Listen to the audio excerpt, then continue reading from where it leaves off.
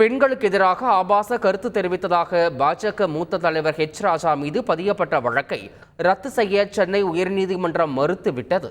கடந்த 2018ஆம் ஆண்டு பெண்கள் குறித்து சமூக வலைதள பக்கத்தில் ஆபாச கருத்து தெரிவித்ததாக பாஜக மூத்த தலைவர் ஹெச் ராஜா மீது ஈரோடு டவுன் காவல்துறை வழக்கு பதிவு செய்தது. இது தொடர்பாக சென்னை சிறப்பு நீதிமன்றத்தில் உள்ள வழக்கை ரத்து செய்ய கோரி ஹெச் ராஜா தரப்பில் சென்னை உயர்நீதிமன்றத்தில் வழக்கு தொடரப்பட்டது. இந்த மனு விசாரணைக்கு வந்தபோது பெண்கள் குறித்து சர்ச்சை கருத்தை பதிவிட்டது நீங்களா என ஹெச் ராஜா தரப்புக்கு நீதிபதி ஜெயச்சந்திரன் கேள்வி எழுப்பினார். அதற்கு ஹெச் ராஜா தரப்பில் ஆம் என பதிலளிக்கப்பட்டதை அடுத்து வழக்கை ரத்து செய்ய மறுத்த நீதிபதி விசாரணையை சந்திக்க அறிவுறுத்தி மனுவை தள்ளுபடி செய்து உத்தரவிட்டார். பயங்கரவாதிகளின் வீடுகளுக்குள் நுழைந்து அவர்களை கொலை செய்பவர்தான் மோடி என்று பிரதமர் மோடி பெருமிதமாக தெரிவித்தார்.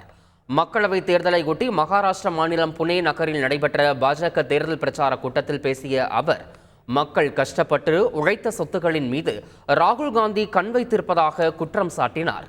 காங்கிரஸ் ஆட்சி காலத்தில் பயங்கரவாதிகள் வெளிப்படையாக சுற்றித் திரிந்தனர் என்றும் ஒவ்வொரு நாளும் நடைபெற்ற பயங்கரவாத தாக்குதல்களையும் எவ்வாறு நாம் மறக்க முடியும் என்றும் அவர் கூறினார். பயங்கரவாதிகளை அனுப்பியவர்கள் தற்போது பஞ்சத்தில் இருப்பதாக குறிப்பிட்ட பிரதமர் மோடி, பயங்கரவாதிகளின் வீடுகளுக்கே புகுந்து அவர்களை கொலை செய்பவர்தான் இந்த மோடி என்றும் பெருமிதமாக கூறினார்.